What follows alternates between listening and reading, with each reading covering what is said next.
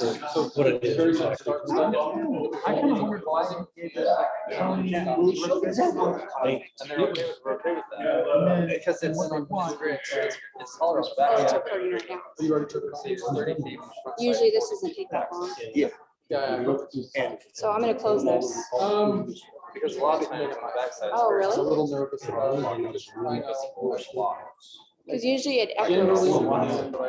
That's not. Should work. Everything's well recorded. Right. Where's it at? I'm just working. Or there. Yeah, you're already. But it has like all the change. No, that's- Oh, right there. No. There it is. And Totally planning. And Really stupid. Most of them. He's done a good job. wait, it didn't say anything. Anyways, I Oh, just there it think is. this is a solution maybe for the problem. It's recorded. It's on YouTube. Are we ready? Okay, Mark, okay, you we're ready. Are we live? Let's call everybody to order. All right, it's 5:30. We'll go ahead and get started. We want to welcome you out to Planning Commission today, the 22nd of June, 2023. I'm Mark Kendrickson, the chair, and I'll be in charge of the operations tonight with the help of our able staff, Jim and Selena, and then our great attorney, Mr. Hens at the end. We'll begin tonight's meeting with the Pledge of Allegiance led by Mark Weston and opening comments from Mark Weston. No. Please rise and join me. Okay, you're gonna have to try to listen. We have a brand new system that was just put in this week. We're trying to work the bugs out the best we can. This is only our second meeting with the brand new, modern, state-of-the-art system. We'll do our best. Thank you. I pledge allegiance to the flag of the United States of America and to the republic for which it stands, one nation under God, indivisible, with liberty and justice for all.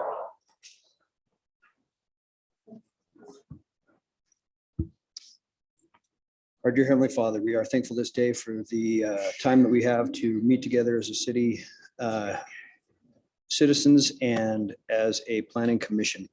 We are thankful for this area in which we live, and we would ask you to bless us that we can make wise decisions, that we can take care of those people who live in this city and those that will live here in the future. We ask these things in the name of Jesus Christ. Amen. Amen. Thank you, Commissioner Weston. Do we have any communication or appearances today to appear before us? All right, we do not. Okay, thank you, Jim. With that, we'll move into our working agenda. Item 4A, public hearing is consider a proposed general plan amendment application for property located at the southeast corner of Santa Clara Drive and Gates Lane, described as 2.43 acres. Granite Peaks Investments LLC is proposing a general plan amendment for the mixed-use residential, MUR and Neighborhood Center, NC land uses to the Main Street Commercial, MSC land use for the subject property. With that, our public hearing is open. We need some comments from our staff to get some detail. Thanks, Chair. I'm going to go ahead and give the staff report, and then afterwards, we have the applicant, Neil Walter, here representing Granite Peaks, who would like to address the Planning Commission as well. So I'll go ahead and start. So the applicant is Granite Peaks Investment LLC. They're requesting a general plan amendment for property located on the southeast corner of Santa Clara Drive and Gates Lane. This is known, and I'm just going to pull a drawing up. So it's parcel number SC-6-2-16-435, described as 2.43 acres. The applicant is proposing a general plan amendment from the mixed use residential, the MUR designation, and neighborhood center, the NC land use designation, to the Main Street Commercial land use designation for the subject property. The applicant has submitted a concept plan along with architectural elevations for a proposed office building to be located on the southeast corner of Gates Lane and Santa Clara Drive. The proposed office building is a 3-story structure that's approximately 35,000 square feet in size. This includes 3 levels of office. Each level is approximately 9,000 square feet with a 7,500 square foot basketball court and gym facility. Future access to the property would be provided via Santa Clara Drive, as you can see here, to Gates Lane, to the future extension of Benelli Trail. The extension of Benelli Trail would be provided along the southern portion of the project. Now, we did send notices out to property owners within 300 feet of the subject property. The subject property was also posted as per state code. We have a real estate sign that gives a description of what's being proposed, as well as a public hearing banner and a QR code that we put up. Those actually are not proposed by state code. Those are something that we do because we want to be transparent and get the word out. So those banners are going above and beyond what state code requirements are for noticing of a project. Now, we did not receive responses today, in the last couple of weeks, up until a couple items late this afternoon, a couple emails that were forwarded to the Planning Commission for your review after 3 p.m. But actually the word must have gotten out because we have good attendance this evening. So the notice and sending that out, the job was done. So this item is in the subject property is in the Santa Clara Historic District, which requires Heritage Commission review. This item was presented to the Heritage Commission on May 18th of 2023. In general, the Heritage Commission was in favor of the project moving forward through the process. The minutes have been attached to your packet. And there was a comment made during the meeting talking about this building kind of being a bookend on the west end of the historic district, with City Hall being the eastern bookend. So you do have the comments, you do have the dialogue that went back and forth from Heritage before they made a motion that this item be reviewed and considered by the Planning Commission.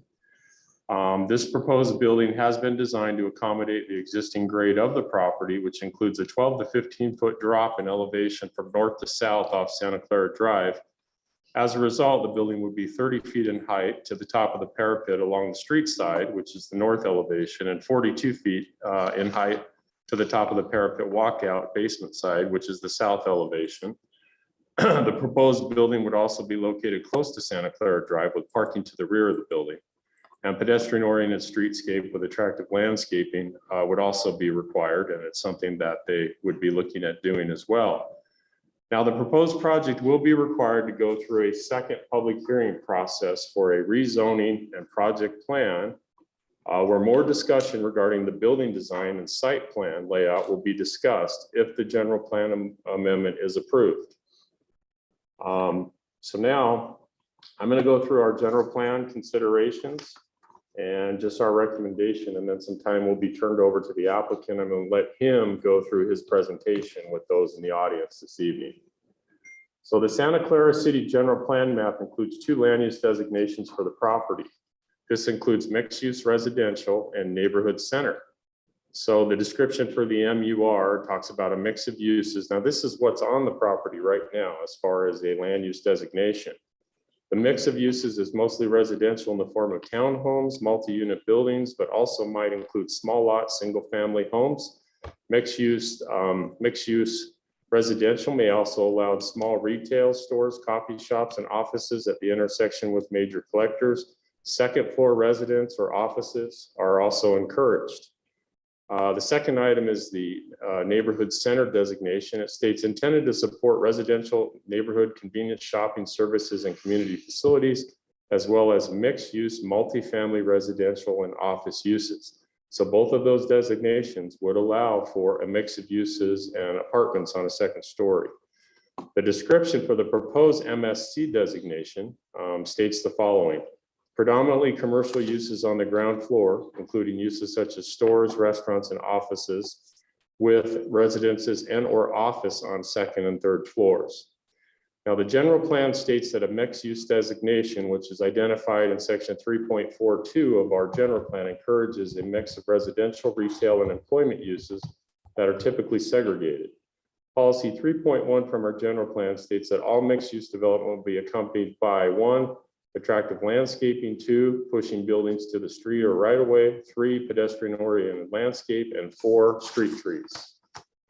Section 4.2 of the general plan includes the historic downtown core and states the following: Santa Clara's historic downtown core includes the area from the bluff to the Santa Clara River and from the East Gateway sub area to where Santa Clara Drive climbs out of the valley towards Ivans. The downtown, with its historic buildings and settlement patterns, has a character that makes it truly unique in the region. This identity is an asset for attracting and keeping residents, businesses, and visitors. Consistent with these goals, future development in the sub-area, which is the historic downtown core, should strive to mix office, residential, and commercial uses. A large portion of the sub-area will retain its low-density character. Pedestrian access and appeal will be enhanced with a heritage trail along the Santa Clara River.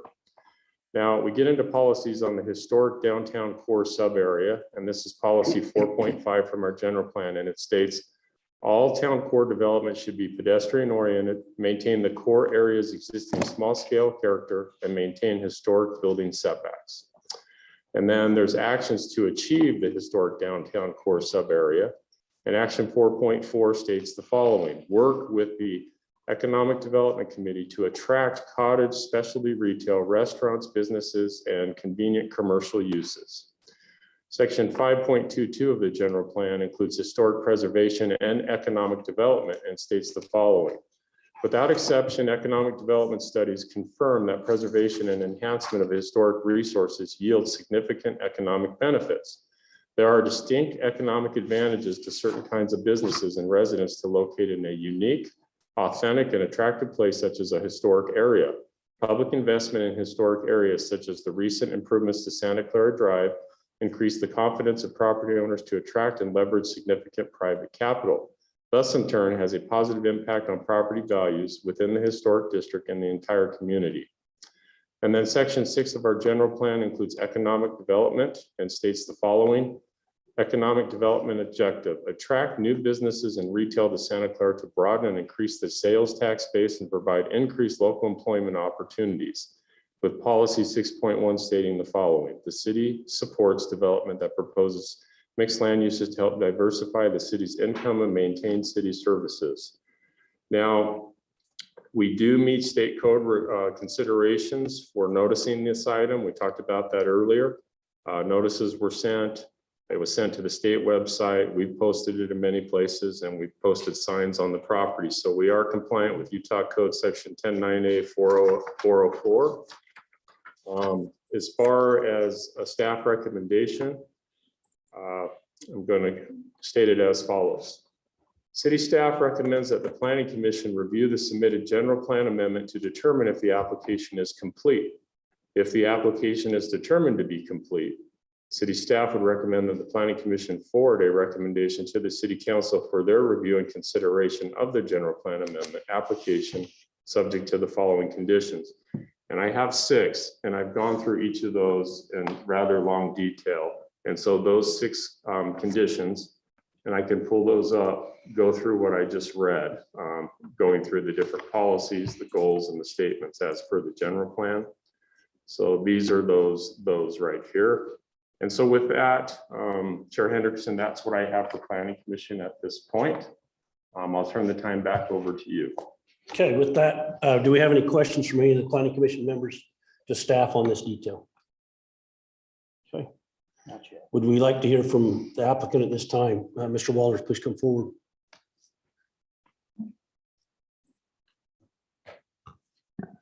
Thank you, members of the Planning Commission. My name is Neil Walter. I'm the owner of the property. I'm also representing the end user of the property, who will be Onset Financial. And I'll tell you a little bit about them as part of our presentation, which you should be able to see on your screen. I appreciate the city staff. We've been working with them for about 6 months now, coming to this point. And we had a very good meeting with the Heritage Commission, who they were very generous with their time and spent about 2 hours with us reviewing the presentation and asked a number of questions. And I thought had a very robust discussion. So this evening, let me try and walk through. I know that the staff have asked me to not take that much time this evening, and so I'll be respectful of that. I'm going to try and do this in about 10 minutes, and also I'll move very quickly, but feel free to ask questions if you have. So if you'll just move to the next page there. So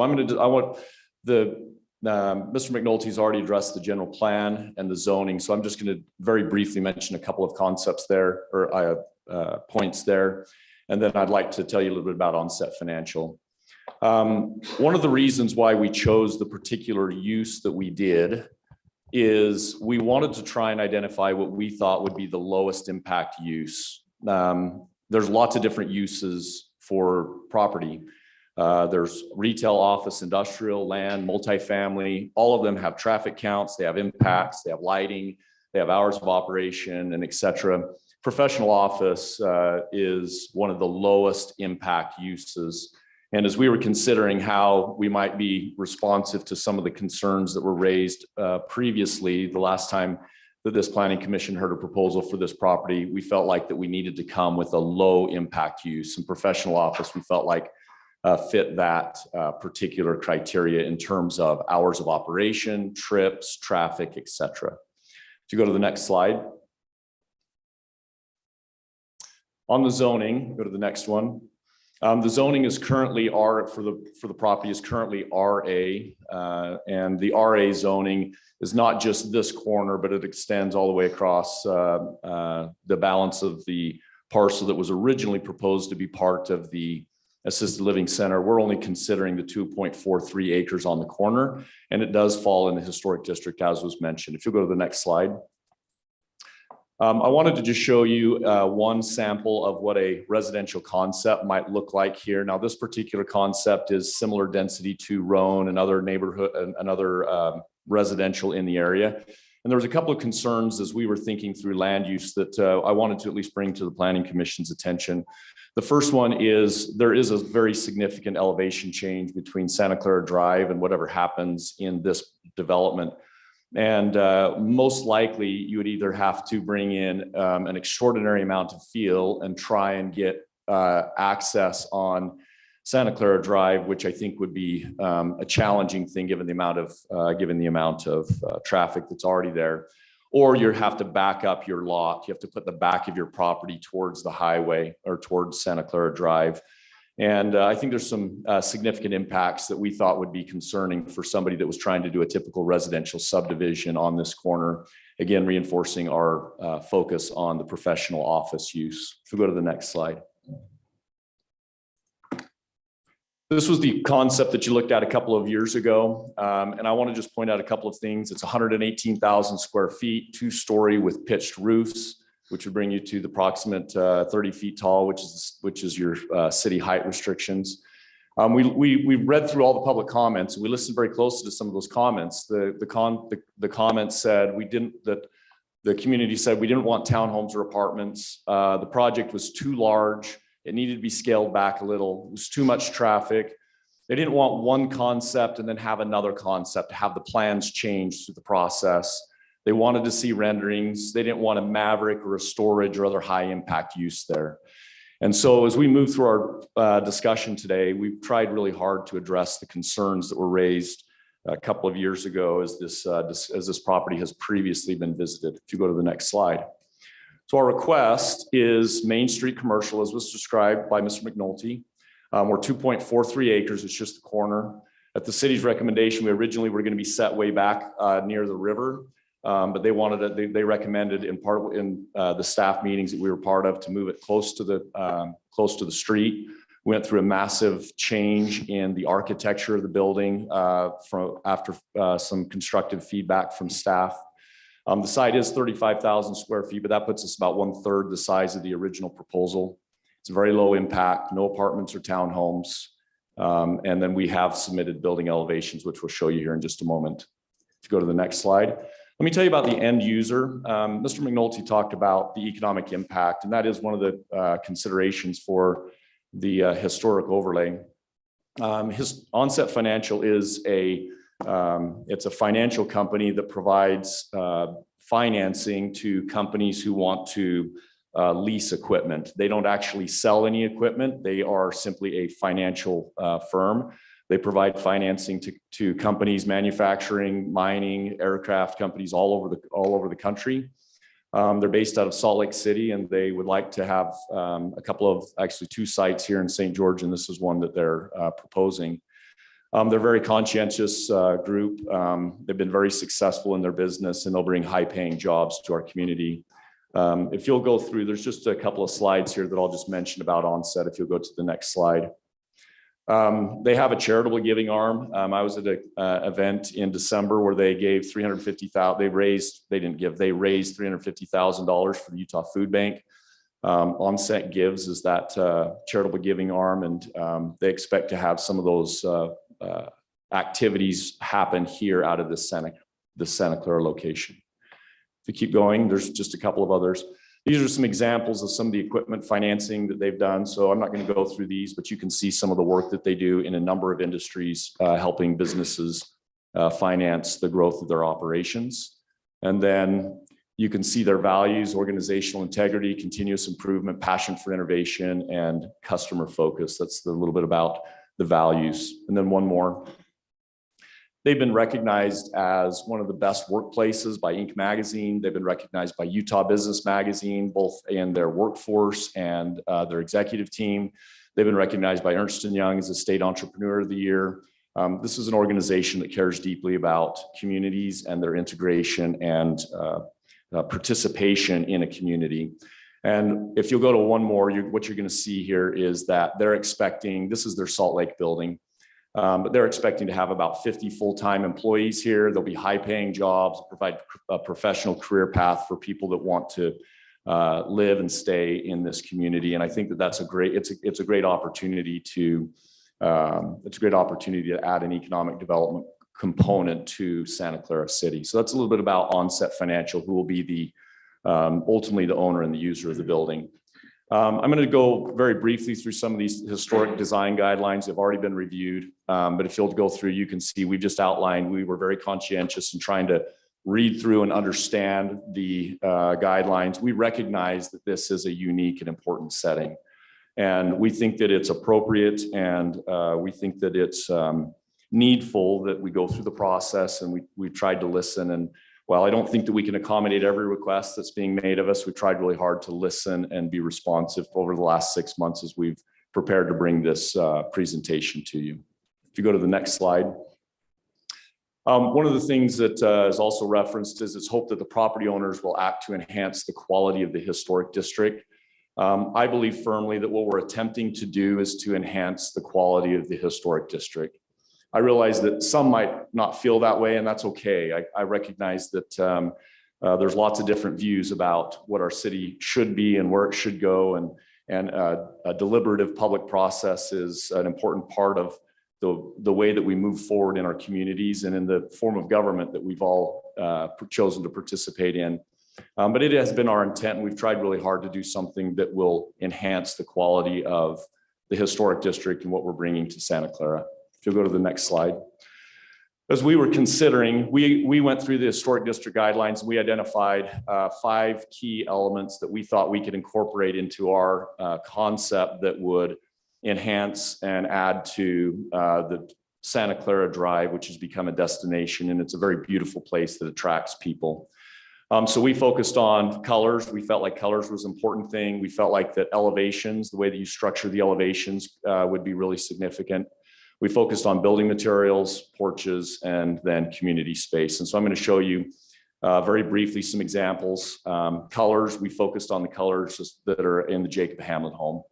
We think that that obviously is the building that kind of sets the tone for what the color schemes were. They're all natural mudstones. If you go to the next one, this is another example of original block that was used in the Frederick and Mary F. Reber House. It was built in 1900. So we're thinking about colors and trying to be sensitive about that. If you go to the next slide. From a commercial standpoint, we don't have a lot of commercial on Santa Clara Drive. In fact, inside this historic district, we really only have one commercial building, and it's reflective of the turn of the century architecture, which was straight, clean lines set near the street with as much glass and natural light as you can get into the buildings. And we felt like that was the best example that we could find in Santa Clara of what historic commercial looked like. And we also have some examples of, that I'll show you a little bit later, of some other turn of the century architecture. And what you're seeing is this similar type of clean, straight lines set near the street. And we've tried to emulate that type of a commercial feel. So if you go to the next slide. Building materials on Santa Clara Drive, the most prevalent building material by a long ways is brick. And so we felt like that to use brick would be consistent with the building material that was most commonly used, although it wasn't the original material that was used in the first structures that were built here. It is the most common, and it's something that's a theme that works throughout, even from the early 1900s all the way through the 1970s. Most of the buildings that were built with brick, and so we wanted to leverage that component. Porches is an important concept. A lot of the homes have porches, and so this building we incorporated an outdoor porch. And if you can keep going there. One of the considerations I know that was really important for the city was having community space and having a place where the community felt like that they could gather, and that Santa Clara Drive would be incorporated into that. And the best example of that is both the Santa Clara City Office building where we are now, and you guys are well aware of the community events and the way that expanded streetscape gets incorporated. But also in the Old Relief Society House, we have essentially this extended community space that draws the public in and allows people to feel a part of an expanded Santa Clara Drive experience. And so we felt like that was an important part of our presentation and our concept. I just want to note, you can see I just noted this is redevelopment in Utah. The Post District in downtown Salt Lake, we are not downtown Salt Lake. I'm not suggesting that we are, and I'm not asking that this Planning Commission make any accommodation or suggest that we should be, but it's an example of turn of the century architecture, right? Early 1900s architecture, clean straight lines, lots of glass. We're trying to emulate some of that. If you look at 25th Street in Ogden, you see the same thing. You're going to see a couple of elevation changes, mostly 2-story. Main Street in St. George is mostly 2-story with some 1-story elevations, a little bit of change there. Similar building materials. We're trying to emulate some of those dynamics as we tried to pick a building. And so this is where we ended up with our proposed concept. We've talked about colors, elevations, building materials, porches, and community space. And this is what the concept ended up being. First, the site plan. We set the building close to the street, but not as close as the Merck. It sits back about the same distance as the houses that are already on the south side of the street. And that allows us to essentially use that outdoor space so that, for example, last September when we staged for the parade, we were on the opposite corner there waiting for the parade to start. You can have a space and a place for the community to gather and pull them in. All the parking is set back. One of the other things that I think is really important is anybody that's already existing on that street, on the south side of the street, we're not building around and behind them and crowding the existing homes and residential that's there. We've tried to focus. Again, this was the city staff's recommendation. We'd originally been set back with parking in front, and they asked us to make that adjustment, and we did, and we think we got a better concept because of that. So if you'll keep going to the next one, this is the street view. So if you were to stand at Michelle Gray's house across the street, this is what you would see. This is what the view would be from across the street. You're seeing 2 stories. There's a car. You can see people. There's 2 elevations. We've tried to where the office space is, try and bring as much natural light. You can see a porch on the east side of the property. And then you've got that community space. And at this point, I think, Mr. McNulty, you can kind of just scroll through the slides, and so everybody can kind of see the angles here. So we've tried to provide a number of angles. We've tried to provide, trees and people and cars so that you can see how the different context for size and scope and et cetera. But this is our proposed concept. As you keep going, you'll see that there's a walkout on this is the porch. There's a walkout to the facing the river, which allows to use that 12 to 15 feet of space that's underneath that drops off from Santa Clara Drive. This there. Yeah. At this point, I think that concludes my presentation, and I'm happy to take any questions from any members of the Planning Commission. Commission members, any questions for Mr. Walters at this time? I got one question. Well, a couple questions. What's the east side look like? I didn't see a rendering of the east side. Is your What's that east side look like? I don't know if there is a rendering of the east side of the building here. It's going to be set right against, there's actually currently a fence and a wall there. And so my guess is it would be brick, like what you're seeing there. I don't know that there's an architectural element, but it will be very difficult to see because as you're coming down the street, it'll be set back at the same elevation or the same setback as the house roughly that sits right next door. Do you have any? I'd like to see that going forward, just so I can get an idea of what that looks like for the next, when you come in with the zone. Yeah, and when we come through we're going to have to come through with the zone change, and we'd be happy to provide any additional elevations or any additional perspectives that would help you. Do you have any plans for that strip of land between the existing house and the building? There wouldn't be any, there wouldn't be any room there, meaning it would just be landscaped. The setback would be landscaped. There's not any. Is there room to provide like a walkway through there? That there could be room for that. So it would not be, are you proposing to have a public walkway there? Maybe. Because it would be just employee parking behind the property, and there already is a sidewalk around the other side of the building and all the way across the front. Right, but one of the things in the general plan of that I thought about with this project was, like you said, for Swiss days and stuff, this is going to be kind of a place that people are going to be walking around and stuff. And I thought it might be nice for even the people that are parking there to be able to access around that side. But Yeah, I think that would be, we'd be more than happy to talk about that as we approach the actual zoning application where we're making a final. Stop on on the there, Jim. elevations, Go et back to cetera. that Right next here. slide. I think the concern and the question that we're seeing here, though, is great. Is good point, Logan, is being able to traffic on that east side. It appears you have a sidewalk now, and then the property line starts, but being able to see what windows are there. Yeah, we can do What other that. details are would be Yeah, very we can helpful. definitely do that. And that would be great access, you're right, for the public to have a sidewalk going down.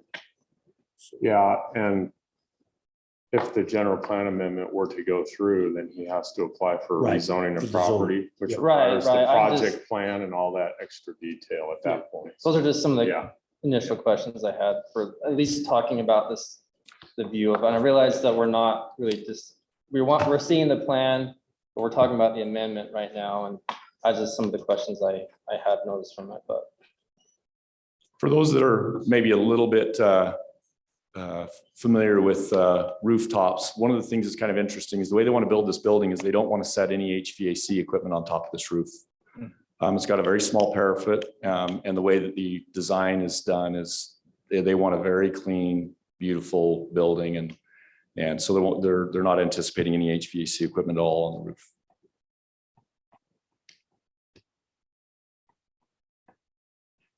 Where is that? Where have they put that? Inside, or is it somewhere? No, it would be set down, probably screened behind the building on the south side, on the parking side of the building. Well, and in their previous buildings, they're using the latest technology with per room systems and all the different things. So the impact of that's a lot less as you look at the plans of what they're building currently in St. George.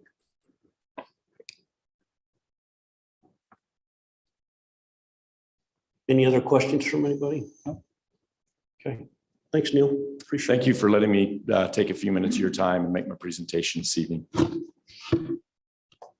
Okay, I guess at that point, we will begin our public hearing. I'll open the public hearing. I'm going to set some ground rules and remind you that this isn't a place to reiterate over and over the same thing. If it's been said, it's been said, folks. Please, time is of the essence, and we want to hear from everyone that wants to hear.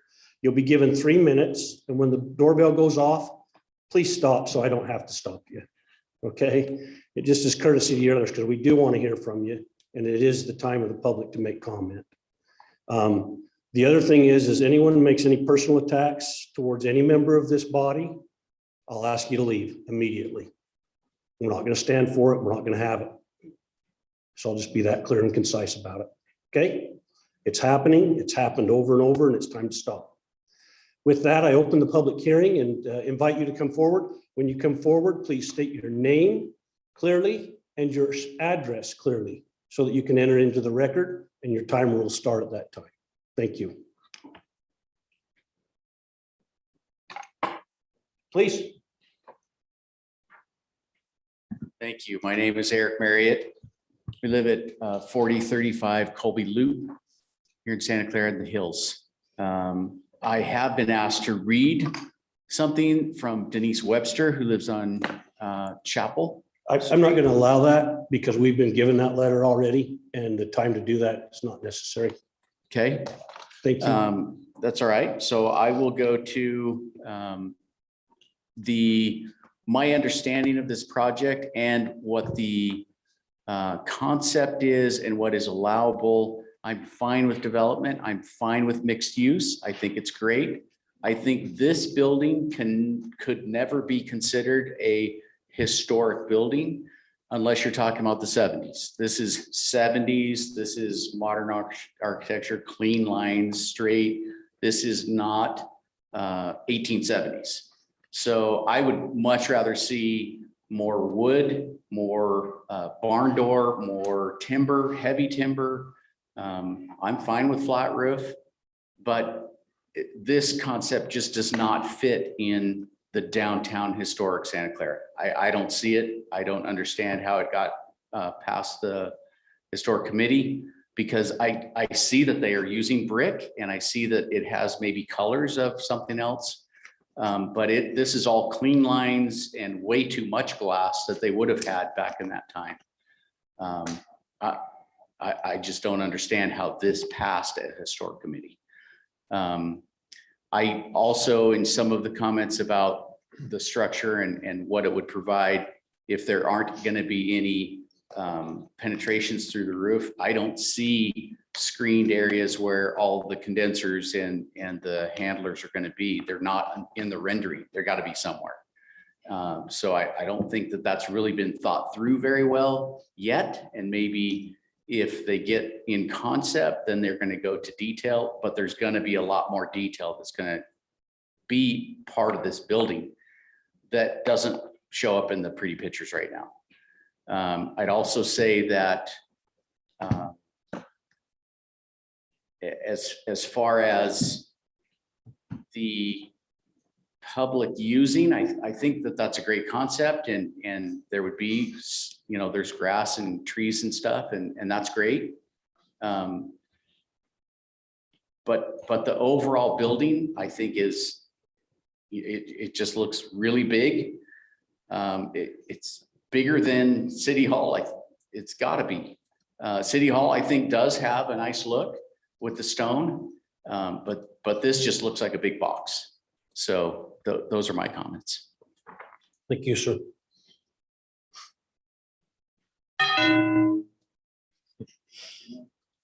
Did it. Well done.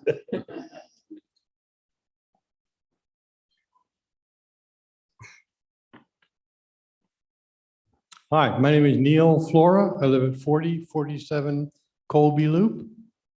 And I just have one question. I thought I understood the presentation. Is it this financial company that is going to be the sole occupant of this property? That's the way I understand it, and that's the way everything's been presented to us. Okay, thank you. That was my question. Thank you.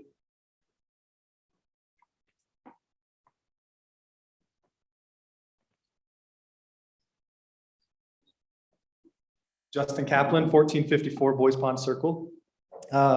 First, I appreciate Neil sharing the presentation with the public beforehand, or at least with certain people who then disseminated it. Thanks, Neil. I don't have any problem with this use. I don't have any problem with office building, commercial office. In fact, you can ask my wife. I've told her it'd be a beautiful place to have my law office. Not that I have the money to be able to do that, but so an office complex I have no problem with. I do tend to agree with, and I want to make sure it's clear, I guess, on the audio record, that the Heritage Commission, although they did vote to approve it, it does say subject to or with the modification to the exterior to make it look more historic. And as I looked through the presentation and the photographs first, before I had reviewed those minutes, kind of everything that I thought and that I expressed to my wife and I'd kind of written down was very similar to the discussion of the Heritage Committee, and similar to what Eric has said, Mr. Marriott. I think just the look, this is going to be, they call it the bookend or something like that. I call it the welcome from the west side, coming down the highway. So this kind of sets the standard for Santa Clara, for the downtown and for the community. Everybody loves it, the large trees, the historic look. And I just agree, it's not historic looking. And everybody can have their opinions, and I've expressed this to Mr. Walter. Everybody can have their opinions on what exactly that is, but I think most people would agree that this just isn't it. Some of my thoughts have been, and maybe it is related to the height, that it's so big. Could be that it's the flat roof.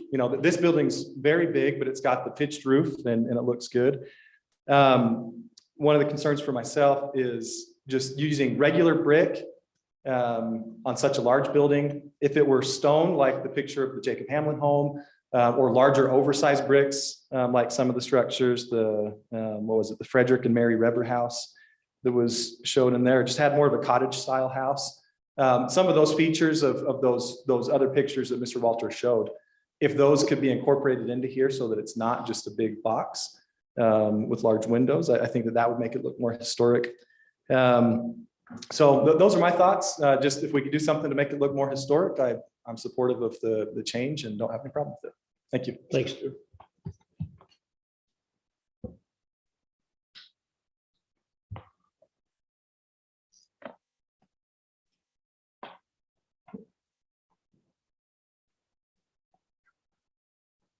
My name is Penny Willard. I live on 3262 Hamblin Drive here in Santa Clara.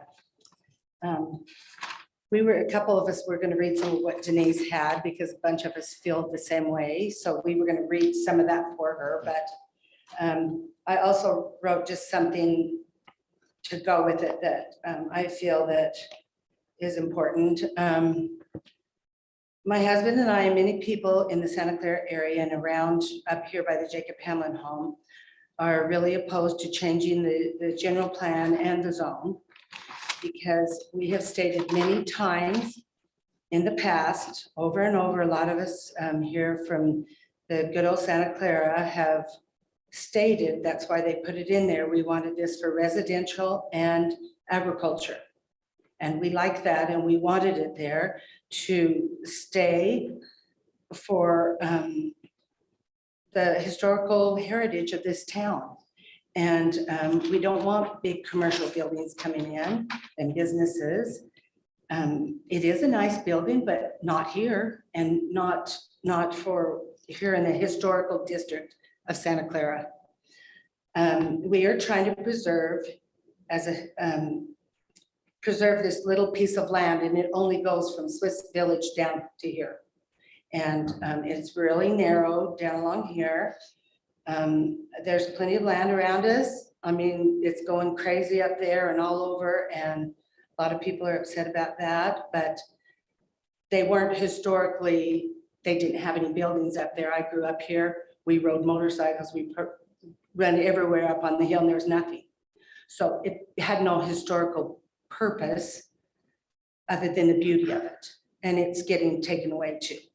So we just want, please honor and respect us, the Santa Clara people, that we're wanting to preserve what made this little valley so beautiful, quaint, and charming. And people want to come here. It brought many people here to live because of the beautiful homes, trees, fruit stands, etc. All the wonderful things in just this little piece of historical Santa Clara that we want to keep preserved. And I just wish they'd take into consideration that, because I mean, we're tired of fighting this little piece, but we will keep on. We would like to preserve this and keep it how it is. Thank you. Thanks, Penny.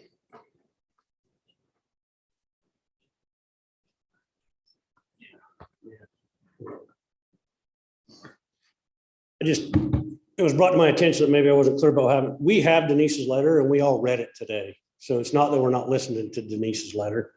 but it's 3.5 pages long or 2.5 pages long. And so But all the other people are not hearing it. it's in the records. So when the minutes come out, you'll be able to read it. Yeah, and it's actually double-sided, so it's closer to 5.5, 6 Yeah. pages. So they do have it. They're aware. of it. Totally hear what the letter was read. Mr. Taylor. Melvin Taylor, live at 1401 Victor Street. You know what drives the world, don't you? It's the dollar. You make more money on more buildings on less land. If the planning and zoning passes this change to commercial, it's just starting on that end. They own more ground. Don't you think they'll be back next year or the next year wanting to some more zoned commercial and some more zoned commercial? Once you open up a little square for commercial somewhere, it mitigates, it migrates. It's too bad that there can't be a survey sent out to all the people in the historic district and say, are you in favor of a zone change from agricultural residential to commercial? And see what they say. If more than 50% say yes, go for it.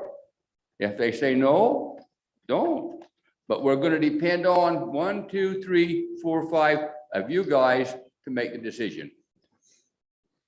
The last time I was to a zone change, I thought we had you one on a commercial change, but I didn't.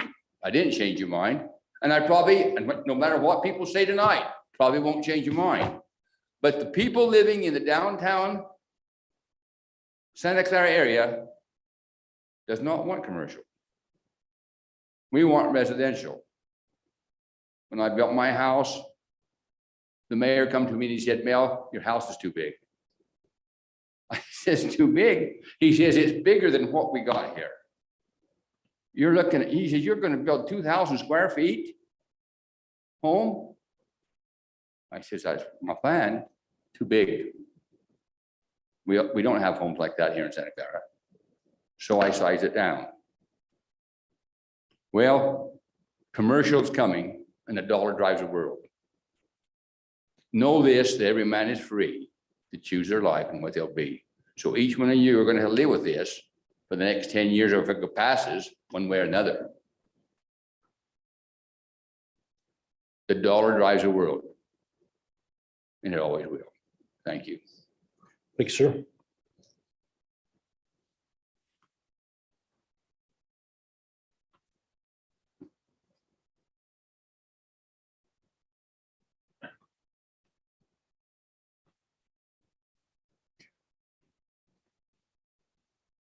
My name is Richard Hughes and I live at 3298 Hamlin Drive. And I know you don't want more, but I'm glad to hear the historical people looked at the design of this and they're saying a flat roof needs to be reconsidered. And I guess that their recommendation needs to be taken effect. The other thing I'm concerned with is the gym. Why do they need a gym when they just built a big one down the street? And I could see if they eliminated the gym part, their footprint would be a lot smaller. That's my comments. Thank you, sir.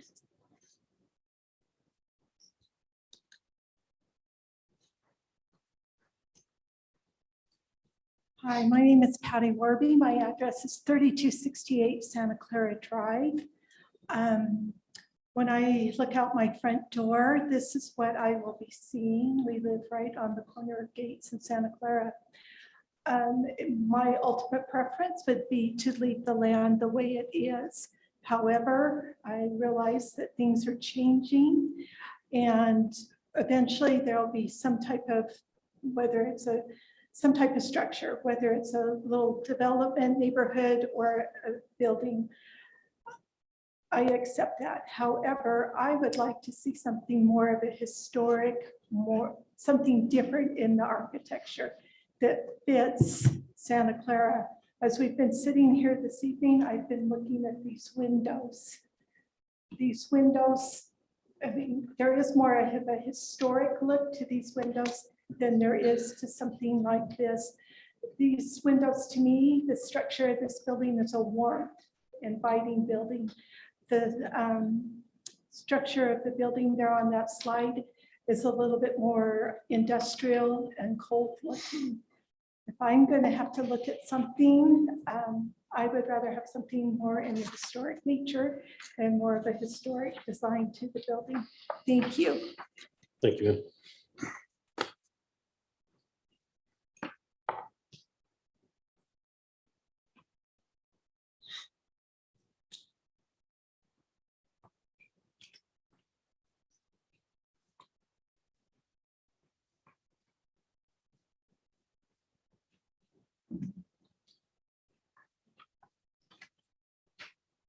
Hello, my name is Alan Warby, and I live with my wife at 3268 Santa Clara Drive.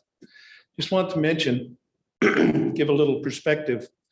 We built our house there on Santa Clara Drive, right on the corner of Gates and Santa Clara Drive in 2004. And of course, there were fields across the street at that time. And as we all know, in the January 2005, my vista changed quite a bit. And it was very interesting. But one of the things that I want to say is that when we built our house, we did meet with the contractor and the historic district, and they gave us some comments. And if you will see, we have a lot of brick and wood on our house there. And I've had many people ask me if we had remodeled a former home there, but it was actually a new build. And I've really enjoyed having that architecture there that adds into Santa Clara and Santa Clara Drive. With the building that we're building there, it won't look at anything like my home across the street. And I think it should be upgraded to look a little more historic. Thank you. Thanks, sir.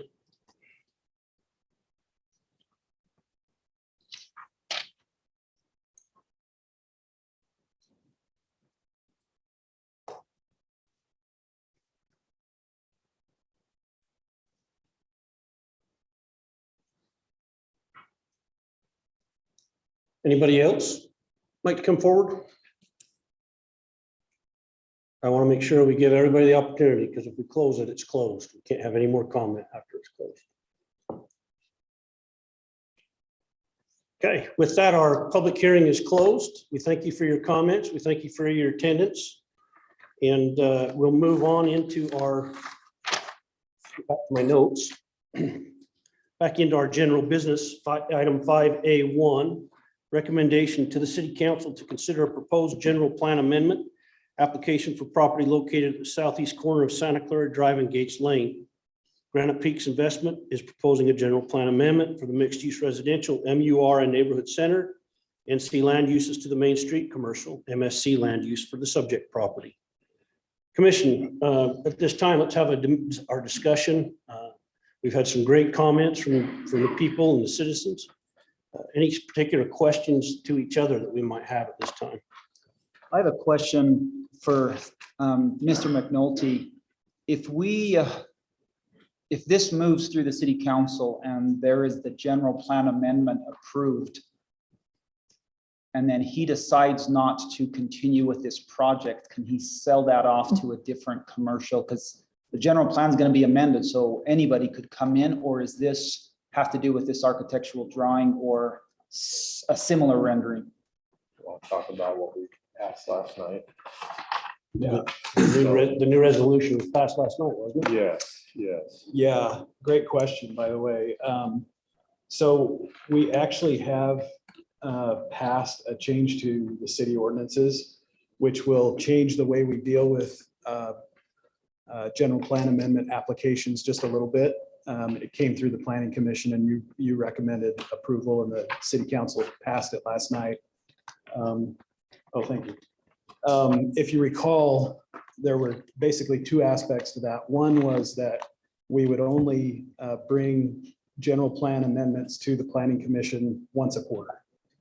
The second part of that was that if a general plan amendment was approved, that the property owner would have 1 year to get a zone change approved consistent with that amendment. And if they did not, then after 1 year, it would revert back to the previous general plan designation. Now, I do have to say because this application predates that change, that does not apply to this application. So if this general plan amendment is approved by the city council, we don't have that automatic reversion in place for this particular application. It would be for future ones. So, and that's just simply because this application predated, the change to the ordinance. But we could list it as a condition. to the You approval. could list it as a condition, and yeah, that's exactly right. You could list it as a condition. The other thing that's interesting about this, I think this is to the applicants, credit to the applicant that they have gone to so much detail here. A lot of this stuff that they have shown you is not part of the requirements of a general plan amendment. You guys know that, right? And so they've really gone above and beyond to show the concept and the elevations. But when you approve the general plan amendment, that does not incorporate these things. These things will actually be formally considered and approved when it comes back to you for a zone change and a project plan approval, right? And so there very well could be changes in between those two things. But again, as Jim pointed out, you can set some conditions. You can say, we recommend approval if that's what you want to do. We recommend approval with, these certain conditions that they need to be satisfied. And then the city council can consider whether to make those conditions part of their approval if they decide to approve it. And all of that is not assuming one direction or the other on this. That's just, if you wanted to approve it, you could set some conditions. And Matt is our city attorney. Could you clarify to the audience that the role the planning commission plays in a legislative matter such as this? Sure. The planning commission probably gets tired of hearing this from me because I've said it a number of times recently, but anytime we have a general plan amendment or a zone change, though the final decision on those, as many of you understand, is not made by the planning commission, it's made by the city council. And so the planning commission's role is to be an information gathering body. They review the application, they review input from the public, including those that have spoken here tonight, the letters and emails that have been submitted. They take that all into consideration, and then they make a recommendation to the city council as to whether they believe this would be an appropriate amendment or not. Now, there are some things that the planning commission, as more of an administrative body, just isn't going to take into account. So they're looking at certain things, they're checking boxes, they're making sure that the application is complete. They're looking at the current general plan to see how this interfaces with the current general plan or whether it conflicts with it or not.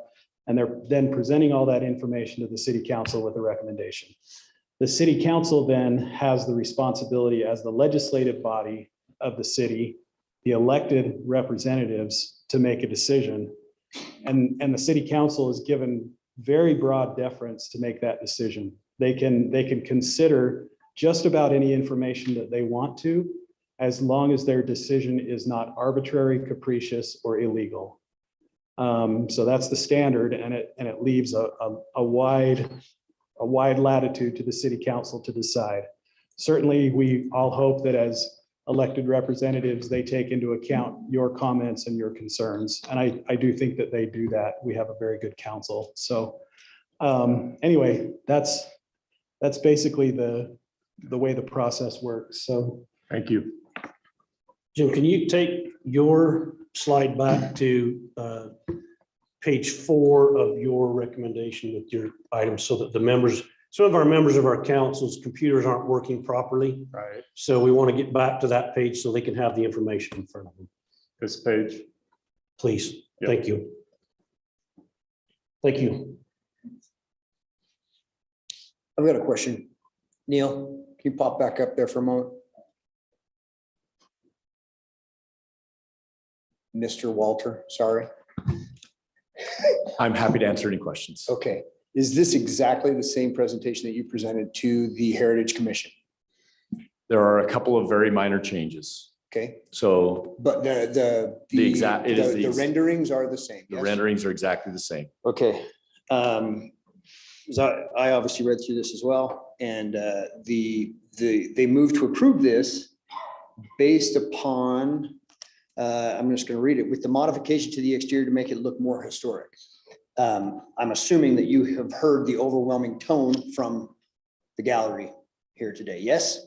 I have. Okay, all right.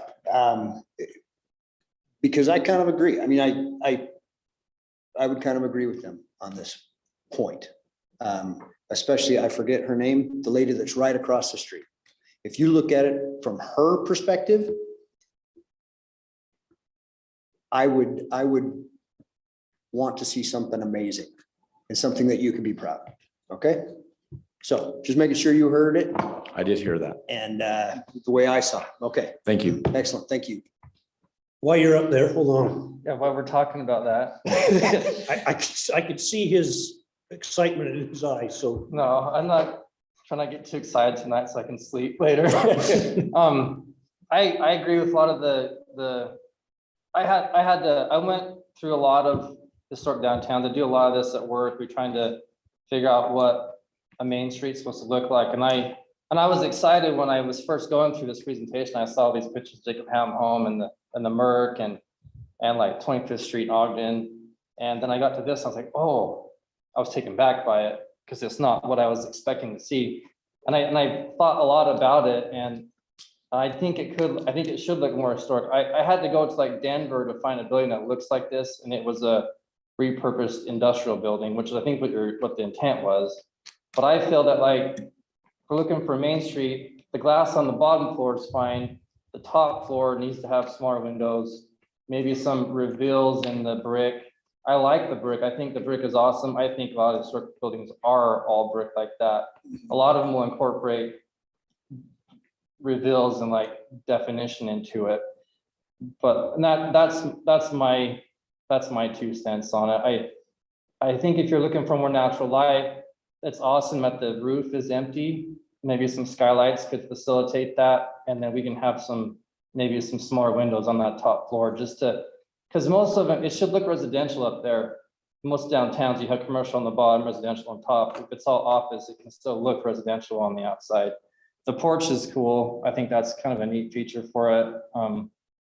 But I still think it could look a little bit less windows on the top is my. A little more like 25th Street in Ogden, I think is what you're saying. Like you go to 25th Street Ogden, I didn't see anything like this. They all had smaller windows, brick reveals, stuff like that. Like I said, I went to Denver, some places in Denver, and I found a building that had the bigger glazing because it was an old Yeah, industrial. that district around the baseball park in Denver. is I don't remember done that exactly way, where it was, and but I have a real love for the Ogden 25th Street, as Neil knows. We've talked about that before, but I think that is more of the reoccurring thing is we understand to a certain extent, but a little more yeah, residential. I didn't hear a whole lot of opposition for the office other than it's people that were opposed to the office use were just opposed to anything at the same time. So I think the office use is cool. I think it'd be interesting to see the dynamic of the city change with 50 like employees in here. I don't know anybody in Santa Clara that employs 50 people other than maybe Harmon's, at their place. And so I think that's going to change a little bit. You're gonna have that many people wanting lunch, maybe some more of the restaurants and some of the cool things that people like on the main road be more viable with this. So I think that's a cool aspect of it. I personally have some hangups with changing the general plan. I don't know that's necessary. I know what the general plan says in the language, but everywhere else in the city that's Main Street commercial is like Harmon's, is the gas stations and stuff. But all the other designations, the mixed use residential, the neighborhood center that's near this says office in it. And so I'm kind of opposed to changing the general plan just because I don't like what it matches. And I like this use, the office use in the historic downtown, but I don't want even within a year of flipping or whatever, I don't like the idea of bringing like a, I don't know, a Dollar Tree down here or something like that. I don't like that idea. And that's what Main Street commercial is everywhere else. I know the general plan has different things it says about it, but so I'm actually opposed to this amendment because of that. I'd be more inclined to expand the neighborhood center or even allowing this under the mixed use residential. That's my hang up with it. Any more questions for Neil while he's up? May I make a comment? Yes. Mr. Chair. Just as a note, Commissioner Blake, we made the request for the general plan amendment at the request of staff after consulting with them about how to move through the process appropriately for this particular Right, use. I kind of gathered that, yeah. Yeah, so it wasn't because we were trying to go a different direction. It's just as we looked at that use without any residential component, that was the recommendation to be compliant with the different segments of the general plan that are currently part of your code. And I think that I just mentioned in terms of the architecture, I think that maybe I could give the Planning Commission some guidelines that might be helpful. There's a lot of different views or a lot of different thoughts about what historic or historical is or might be. I think there's some things that at least I can tell you that we would be probably more than happy to accommodate on, and some things that wouldn't work for us. So I'll just give you some examples. We're not okay with going to a pitched roof on the building. If that's a requirement, then that's not like we won't move forward with the pitched roof.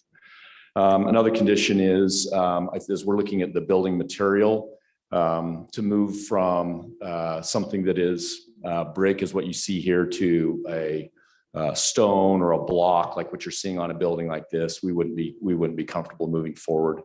I think in terms of making some adjustments to the windows or some features or et cetera, I think there's definitely some things that we would be willing to work with.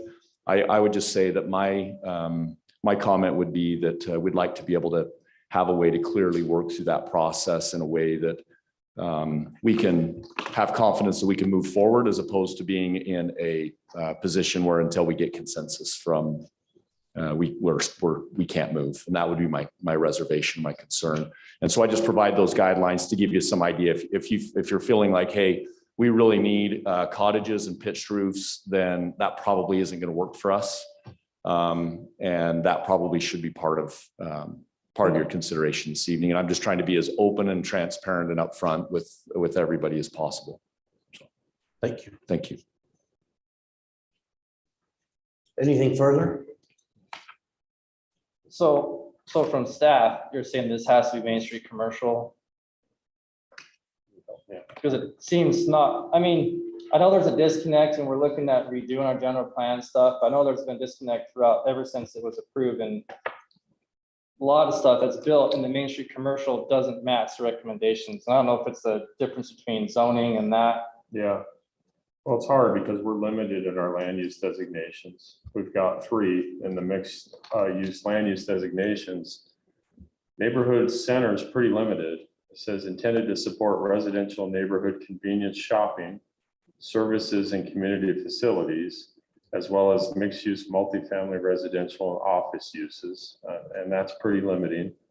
So you're saying it has to have the residential component with an office use? Well, I mean, it's the way we read it or interpreted it. And then you get the mixed use residential, and it says the mix of uses is mostly residential in the form of townhomes, multi-unit buildings, but also might include small lot, single family.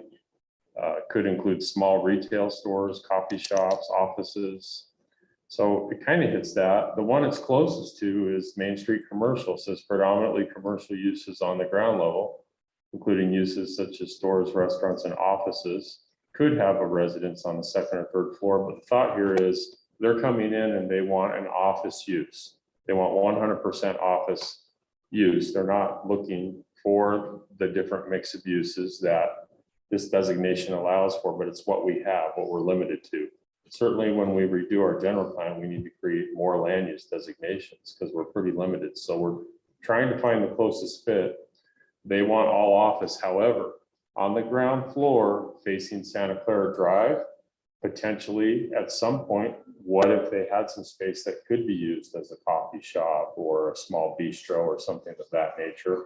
And maybe Neil can speak to this, but a lot of the startup companies or companies like this actually have a cafe on the interior for the employees. It's one of the benefits. You get that meal ticket. My oldest worked for, oh, God, I can't think of the name now. But anyways, he could go to the cafe or go outside with his ticket and buy lunch with a food truck every day. That was one of the benefits when he was in college. And so I know that they provide some of those things for the modern workforce. So we felt this was the closest match or fit. Could it be done on the others? Probably, but we've been tasked with cleaning some of these things up because we have things that weren't done tightly or cleanly in the past. We just received a general plan amendment application for Silverado. As you recall, Silverado has some different land use designations. And so we have to take that back to a general plan amendment public hearing and clean up the open space areas so they can have the mixed use residential for the back two properties where they want the man caves and the apartments. And then the Main Street commercial next to Pioneer Parkway only, and not that swath of open space. So that wasn't cleaned up in the past for some of the projects like Bella Sol or Desert Village. It's a mix of uses. And we're just trying to be clear, concise, and transparent where we can be. I mean, it could be interpreted, but that's our concern. We're just trying to be clear. Matt, what are your thoughts on this? But that's where staff is coming from, and we felt this was the closest fit. That's why the decision was made. Yeah, I just support everything that Jim said. And the only thing I would maybe clarify is, this is not a staff-driven process, and you guys understand this, but for the public that's here, this is driven by a property owner who comes and says, this is what I want to use my property for. What's the process? And then, of course, the staff will, answer their questions and give them the proper application and so on. So I didn't want there to be any misunderstanding that, this is not a staff-driven process. This is the staff trying to respond to a property owner's requests. So, and we're trying to be clear with one land use designation on the property, not multiple land use designations. And we've dealt with some of that recently too on some other cleanups. So what zone is what comes after this, pending it being approved or whatever? What Well, zone? They would submit a rezone from the RA. So most of the properties RA, there's a little bit, it's weird, a little bit of R110 historic next to Gates on the very corner, but it's mostly RA. It'd be rezoning from that single family land use to the planned development commercial. So they'd be coming in and asking for a PDC zone to go through the process to allow for the professional office or use that's being proposed. and with that PDC zone application, if that is the next step, then that would be the point where a lot of the detail of the project would really be analyzed by the city. Right now, this is conceptual, and does not become part of any approval that you make tonight. It does go back before the Heritage Commission, doesn't it, prior to his own change? Yeah.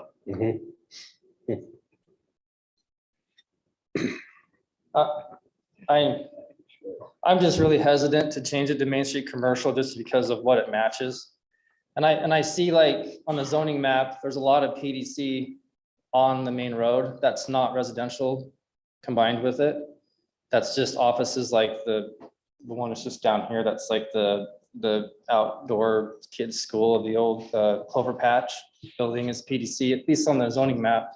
And so I think this use works in the NC, just from the way I read it and what the intent of the whole downtown core and stuff is to try to get a more, I don't know, just more vibrance, more things working downtown. Like, maybe if this had been built here 20 years ago, maybe the Merc wouldn't have been died as a grocery store. Maybe it'd still be there to be used for that and that sort of thing. But so I don't think I can support it changing Main Street Commercial because I don't like what it matches, but.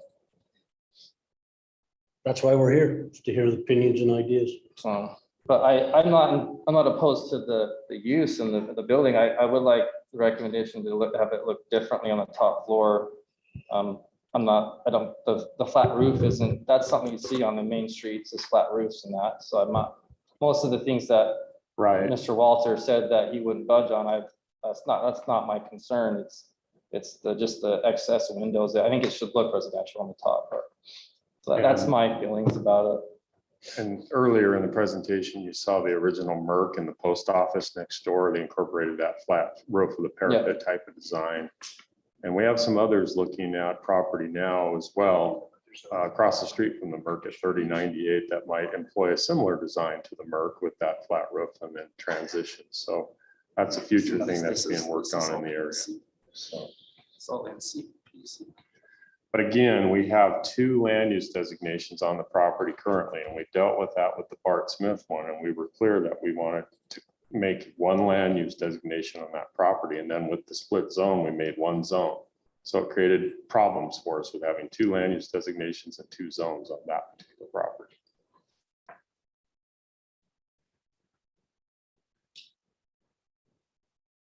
Anyone else? I like the idea. I like comparing to the last time we heard discussion and public input on that piece of land. This seems a lot less negative. Sure, everybody would like it to be horse pasture, but I think we all agree that that's not a reality. I don't think, as somebody has stated, that it's not necessarily people are against the commercial. It's against the view, the exterior view. So I think we can clean that up a little bit or with the Heritage Commission. Because I read in a lot of their notes too, that I was surprised they moved it to the next step because they had some concerns on the exterior as far as the heritage situation. But I think it's a good idea. I think it fits well as long as the exterior can clean up the design a little bit and make it look a little more historic, especially for get some public input. And I think Mr. Walter, from what I've heard that he's done, he's included a lot of the surrounding public and those that would be affected directly on a daily basis. Thank you, Kurt. I'm with Logan.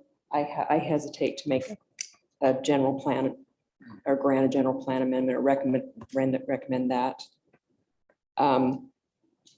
When I read the general plan notes cited in the staff report, I can't make this fit. Particularly in the historic core, it says small town feel and scale. And this is, to me, is not that. So I'm resistant to go with the general plan of it.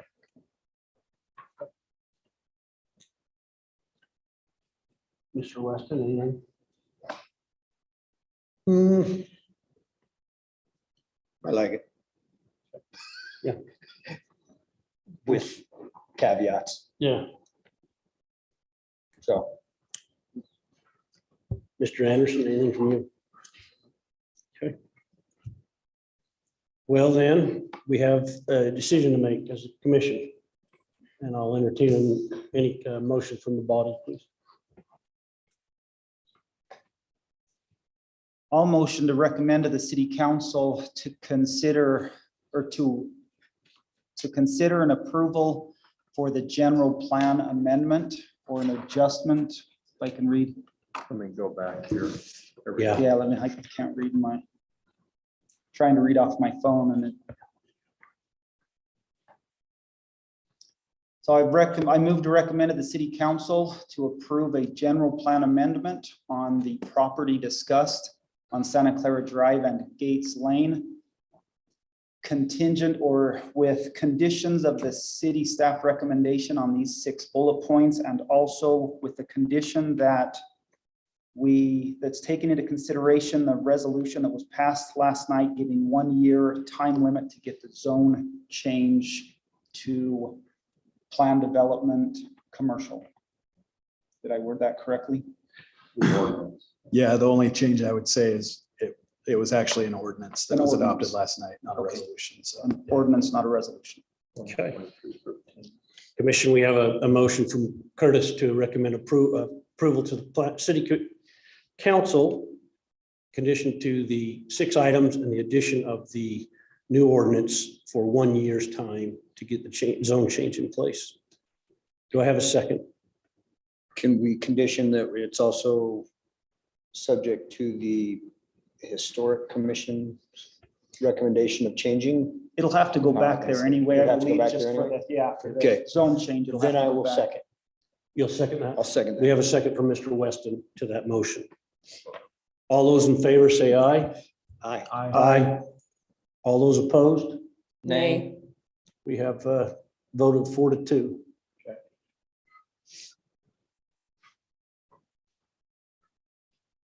So now you carry on to the next step. Thank you for being here. Good presentation. Very complete. One of the most complete I've ever seen. Thank you. All right, our next item in general business is recommendation to the city council to consider a proposed code amendment to the Santa Clara City zoning ordinance, section 17.08 definitions. This includes an updated definition of the building height in the city. Santa Clara City is the applicant. And we'll turn the time to you, sir, Cody, for some information for us. Let me just mention that the item is a public hearing. Oh, that's true. Because it is a code amendment. So if we have members If of we the have public, anybody, we yeah. will have to open Once we it. get the presentation, we have to open the Correct. public hearing. Correct. So I'm just going to say it's a public hearing. Staff is recommending approval, and I will turn it back over to Cody Mitchell, our building official. Thank you, sir. Thank you.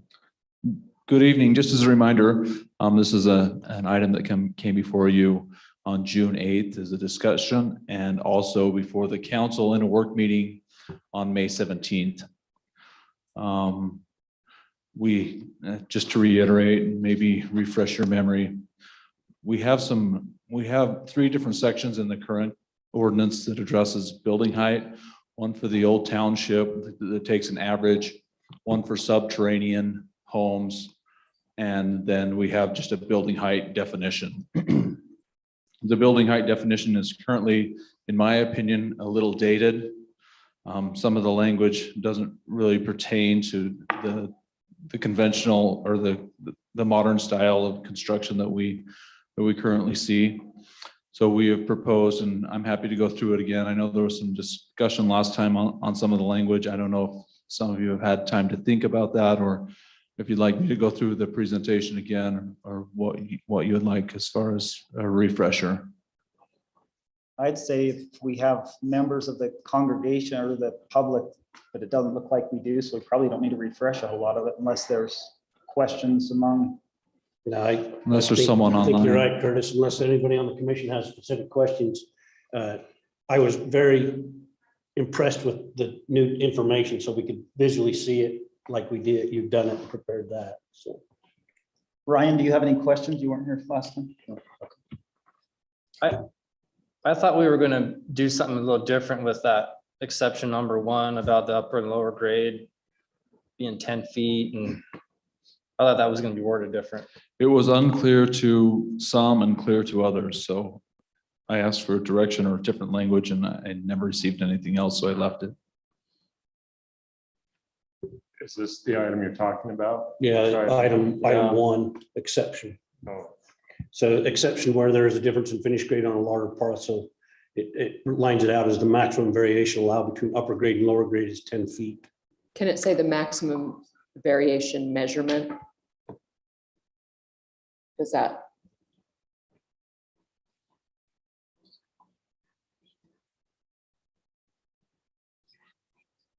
Maximum measurement variation No. allowed?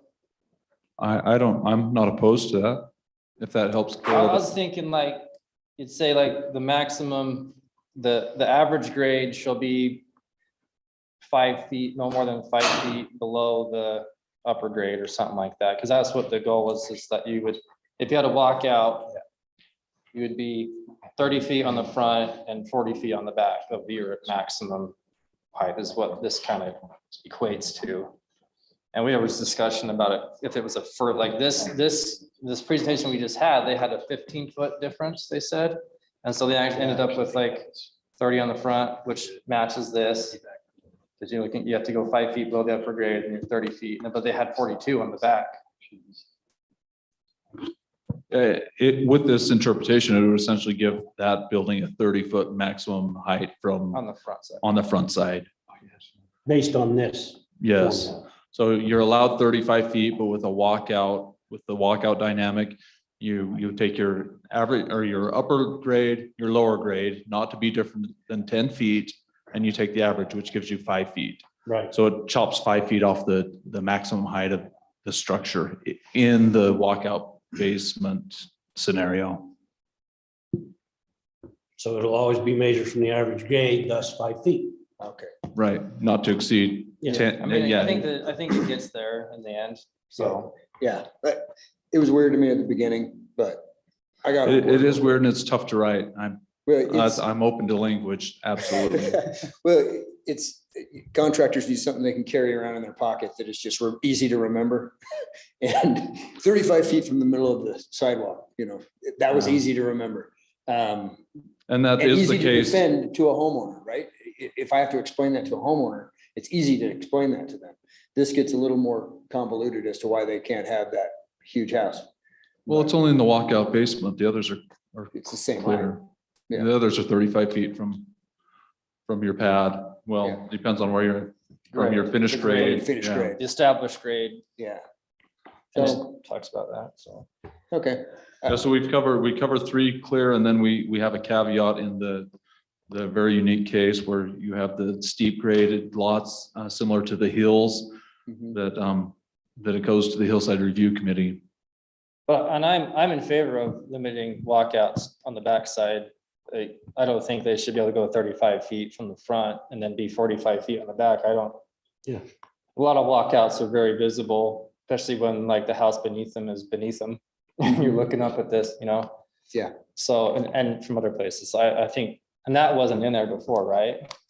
Shortening Yeah. walkouts. wouldn't have Yes, been- it was in there, and it But you gives you couldn't 40 understand feet. If you look at it from the other, if you measure from the lower level, then you would be limited to 40 feet. Oh, that was what it was written before. No, Or it was, currently- I haven't changed anything since you saw No, it. I meant the current code, not this. Oh, no, it didn't address walkouts at all. So they could Didn't go address it at 35 all. feet on the front. The Wasn't current, clear. Wasn't clear. yeah, the current code, if you'd like me to read it, I'm happy to. You have that, it's 17.74 no, excuse me, 17.08.1 or 010. The height of a building, the vertical distance from the grade of the highest point of the coping of a flat roof or to the deck line of a mansard roof or to the height of the highest peak of a pitched or hip roof. The grade Right. shall be the elevation of the sidewalk at the center point of the sidewalk in front of the dwelling, or if no sidewalk exists from the crown of the road. Clear. So that's all outside of the other two, the subterranean and the historical, that's all we had to go off of in how to measure the height of the building. Okay. All right. You want that one in your pocket? Just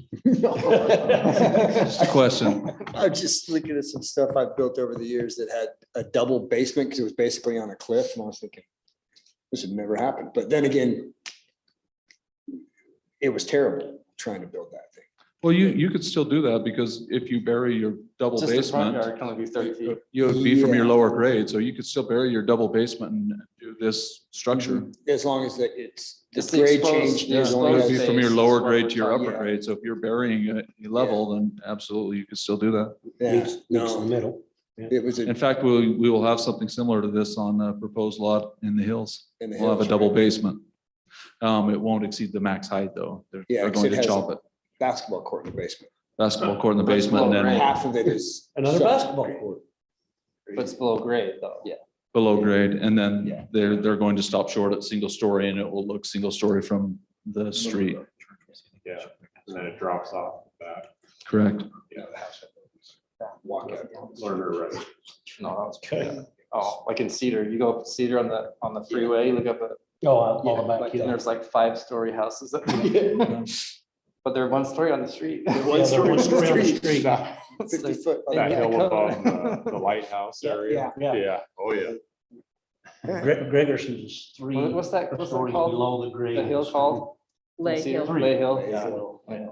Yeah. You got an elevator in it. It's where you live. Well, let's do that. Let's do this. Let's open our public hearing and invite anyone in the audience to come forward. And with that, anybody online? Nobody online. So I'll now close the public hearing. And we've had comments from the commission here. Do we have any more questions for Cody that we would like to ask, or we've got clear as mud that we need, or do we need anything else? Okay. Crystal. With that, I'll entertain a motion. I recommend to the city council that we recommend to the city council approval of the code amendment to the Santa Clara City zoning ordinance, section 17.08 as explained to us. Second. I have a motion and a second that we recommend approval to the city council, the changes to chapter 17.08 of the building height definition of the city code. All those in favor say aye. Aye. And I need to restate that that motion was made by Mr. Weston and the second was by Shelley Harris. Thank you. And we had a motion and we had a unanimous vote to my ear. All right, moving on, folks.